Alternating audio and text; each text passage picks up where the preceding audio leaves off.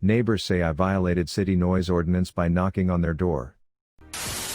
Warning, some audiences may find this content disturbing. View at your own discretion. Welcome to the House of Reddit. Today, we share some recent r/confessions posted on Reddit. Neighbors say I violated city noise ordinance by knocking on their door. This is the second night the people across the hall had a candle burning. Our 50-some unit building is about a century old, and my new neighbors have been burning some candles as a Halloween decoration in front of their door. Last night I just put it out. But tonight was a little different. I grabbed a couple beers, put out the candle, and knocked on the door. Our walls are paper thin here, I heard someone inside say. Is someone fucking knocking right now? I'll kick their fucking ass. I said through the door. Hey, it's just your neighbor, just wanted to talk about your candle. Don't kick my ass? After a few minutes the door opened and a guy shouted at me, literally 2 foot away across the hall, neighbor, that I should just put the fucking candle out and shut the fuck up. We're calling the landlord and telling him you're harassing us. Portland noise ordinance is at 10 p.m. and you're waking us up at 11:30. He then slammed the door in my face. I could hear him call my landlord through the door and say, "Landlord, our neighbor just woke us up after 11 to tell us we had a candle burning in the hallway. This is totally unacceptable and harassment. Legal advice, should I actually worry about this, or should I continue laughing?" The whole reason I knocked on the neighbor's door was to avoid bringing the landlord into the matter, which they seem to have no problem with.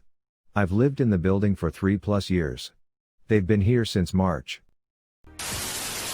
My most romantic confession. Romance is a thing that a lot people in 1999 in Littleton, Colorado experience. We all have our first love during those teenage years. Young teenagers commonly found fucking inside of a house where the parents are out going to work is a commonly common sight. Where the fuck do all love stories start? Mine started in a high school. I was a lonely, insecure teenager and didn't really care all that much about anything. Then walked into the picture was the girl. In a lot of cases she's different for every boy and a lot of cases she's the same for every boy. Where did I stand? In between? I looked at her and thought I'd plow that into the moon. I knew that was wrong to think with my growing testicles. But it felt so right. Well, that was when I was 13 and didn't have skills when it came to girls. So we skip ahead a few years when I actually had friends. Me and my buds just chilling the fuck out. Smoking weed and driving cars. They were shitty though. Why the fuck would you expect a 16-year-old to have a Lambo? Asshole. Anyways, something I loved to do was swim. So me and my friends went to the public pool. Half-naked 21-year-old blondes. For a 16-year-old boy this place was a delight. I was sipping beer out of a McDonald's soda cup. Then my drunk punk ass saw her. The girl I saw at 13, but now she was all grown up. This was my penis's dream. She was half-naked and wet with free-flowing hair.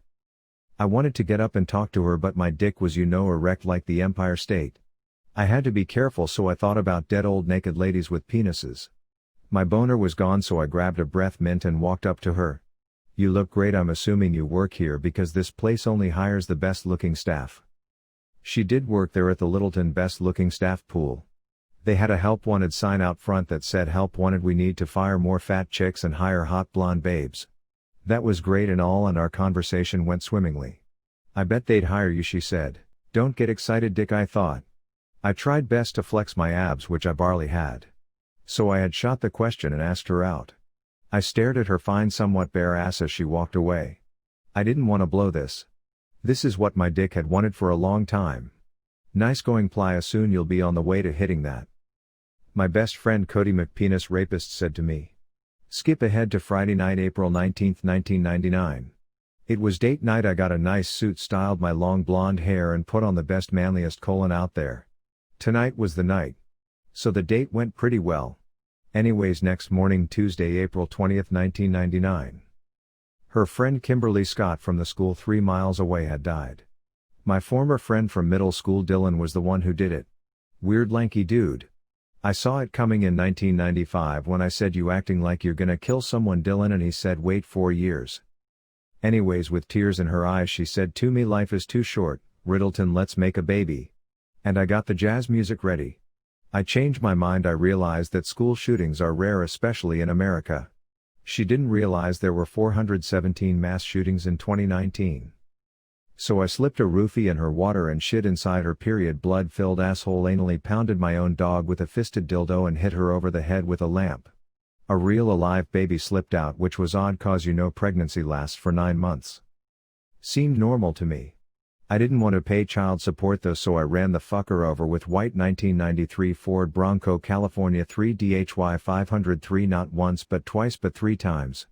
Then I became a teacher at a high school in the Florida city on February 14, 2018 to teach about my experiences in life. I thought she is the one for me. Yesterday would have been my 3-year anniversary of meeting who I thought was my soulmate. She was sweet and amazing and patient. We got engaged on August 1st and I truly thought we were gonna get married.